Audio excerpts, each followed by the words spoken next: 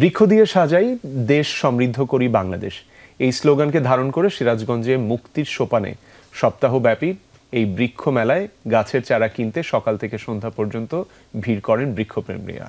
বিস্তারিত জানাতে আমাদের সহকর্মী গোলাম মুস্তাফা রুবেল আমাদের সঙ্গে সকাল সকাল যুক্ত হচ্ছেন। রুবেল, শুভ সকাল। শুভ সকাল রুবেল।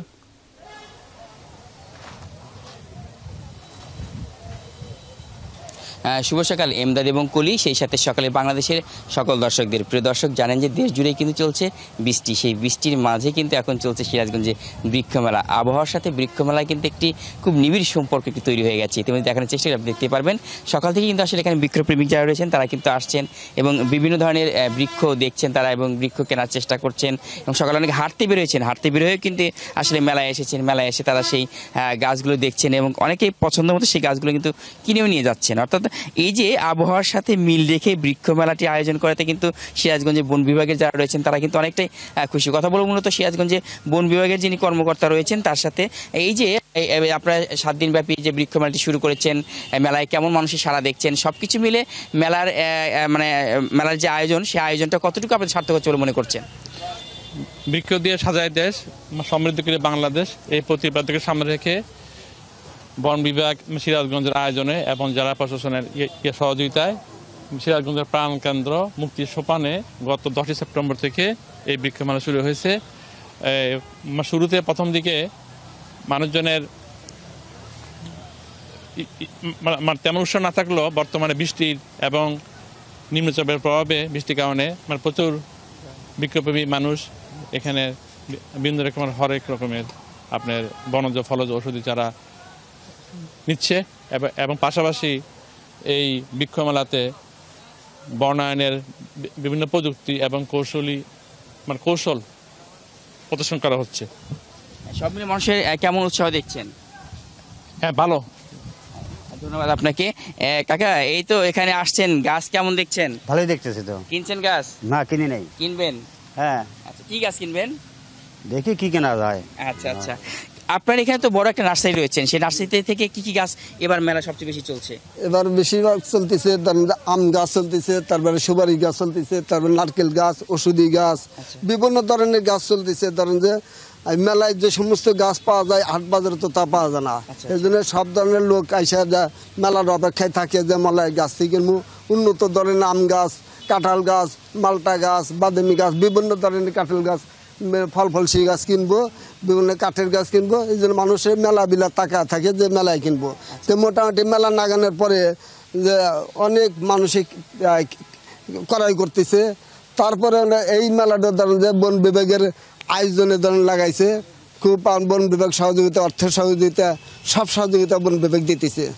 মানুষের সাড়া কেমন পাচ্ছেন মেলায়? মানুষের সারা খুব ভালো পাইতেছি, মানুষ খুব আনন্দ আছে যে গাছ পাইতেছি, বৃক্ষমেলায় আসা বিভিন্ন ধরনের গাছ পাইতেছি।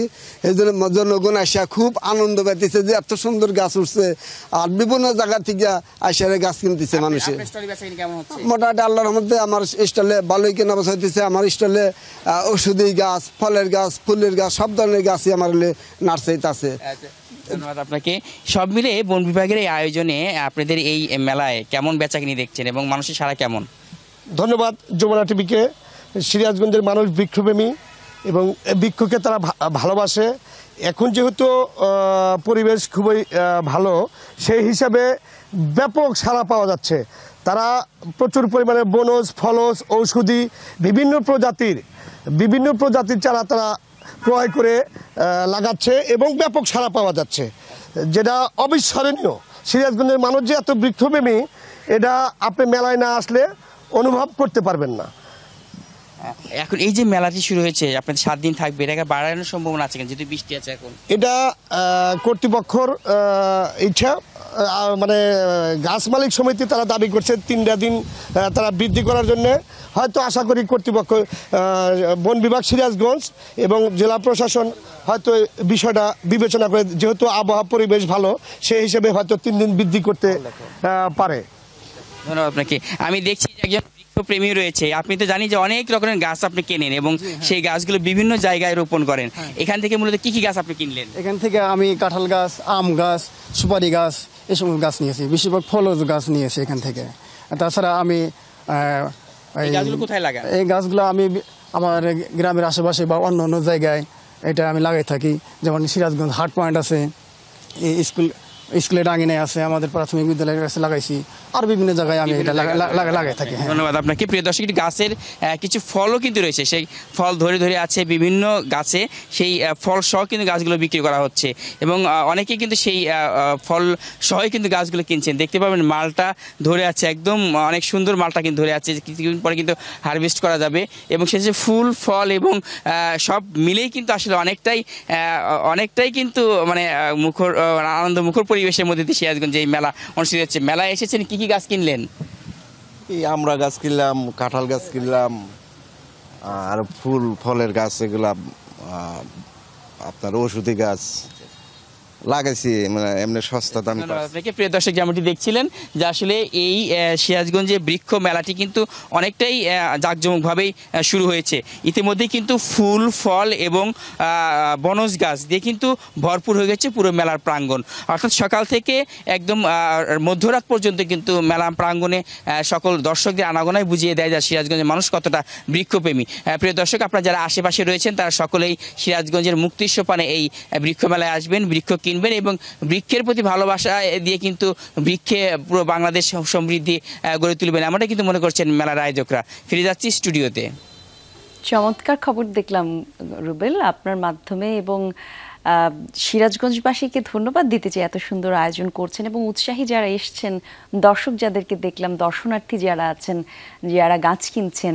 এই যে বৃষ্টির সময় গাছ লাগানোর যে উত্তম সময়, সেটা আমরা অনেকেই জানি, কিন্তু হয়তো ওইরকম চেষ্টা থাকে না। কিন্তু এই যে সিরাজগঞ্জের সবার যেই মিলন মেলা, সেটা দেখে কিন্তু আরো একবার আমার মনে হয় যে শহুরে মানুষরা অনুপ্রাণিত হতে পারেন। নিশ্চয়ই। এবং দেখেন, অনেক সকালবেলা আকাশে বোঝাই যাচ্ছিল একটু কালো কালো হয়ে আছে, মানে হচ্ছে আকাশে মেঘ, এরকম অবস্থা। সবাই ওখানে গিয়েছেন, রুবেলের সাথে কথা বললেন, সবাই গাছ টাছ লাগাবে। এবং রুবেল যেটা বললো যে যারা আয়োজক তারা প্রত্যাশা করছে এই গাছের প্রতি ভালোবাসা যেন সারা বাংলাদেশে ছড়িয়ে যায়। রুবেল, সেটা আমরাও প্রত্যাশা করছি। আসলে আমরা জানি প্রত্যেকটা জেলা শহরেই এই বৃক্ষ মেলা হয়, আমরা যেন এটার সর্বোচ্চ ব্যবহারটা করতে পারি, সেরকমই প্রত্যাশা আমরাও করি।